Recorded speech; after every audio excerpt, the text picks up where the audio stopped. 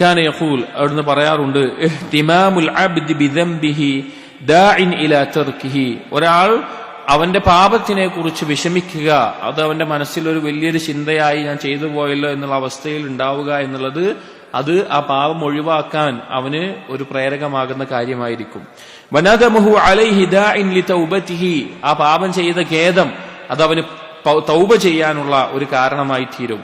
വലാ യസാലുൽ അബ്ദു യഹ്തമു ബിദ്ദംബി ഹത്താ യകൂന ലഹു അൻഫഅ മിൻ ബഅദി ഹസനാതിഹി. ഒരാൾ ചെയ്തു പോയ പാപത്തെ കുറിച്ചിട്ടുള്ള ദുഃഖം അവന്റെ ഹൃദയത്തിൽ ഉണ്ടാവുക എന്നുള്ളത് അവൻ ചില നന്മകൾ ചെയ്യുന്നതിനേക്കാൾ അവന് ഉപകാരമായിട്ടുള്ള ഒരു കാര്യമായി തീരും അത് എന്ന് പറയാണ്. ഇത് അറിയപ്പെട്ടൊരു കാര്യമാണ്. അതായത് പിന്നെ ചില സലഫുകൾ പറയാറുണ്ട്, ചില ആളുകൾ അവർ ചെയ്ത സൽക്കർമ്മങ്ങൾ കൊണ്ട് നരകത്തിൽ കിടക്കും, ചില ആളുകൾ അവർ ചെയ്ത പാപങ്ങൾ കൊണ്ട് സ്വർഗത്തിലും കിടക്കും. എങ്ങനെയാന്ന് വെച്ച് കഴിഞ്ഞാൽ സൽക്കർമ്മം ചെയ്യും, പക്ഷെ അതിന്റെ മേലെ ഞാൻ ഇങ്ങനെയൊക്കെ ചെയ്യുന്ന ആളാണ് എന്നുള്ള ഉജ്ബ് കയറിയിട്ട് ആ അമല് തകർന്നു പോയി, ആ ഉജ്ബ് കാരണത്താൽ നരകത്തിൽ കിടക്കുന്ന അവസ്ഥ.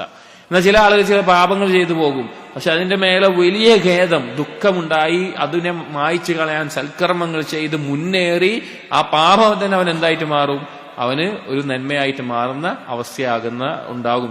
അവൻ ചെയ്യുന്ന മറ്റു ചില നന്മകളെക്കാൾ അവന് ഉപകാരപ്പെടുന്നത് ഈ ഒരു കാര്യമായി തീരുന്ന അവസ്ഥ ഉണ്ടാകുന്നത്. ഇത് അറിഞ്ഞുകൊണ്ട് പാപം ചെയ്യാൻ വേണ്ടിയിട്ടുള്ള ഒരു കാര്യമില്ല, പക്ഷേ പാപം സംഭവിക്കുമ്പോൾ ഉണ്ടാകുന്ന ആ ദുഃഖത്തിന്റെയും വിഷമത്തിന്റെയും പ്രാധാന്യത്തെ അറിയിക്കുന്നതാണ്.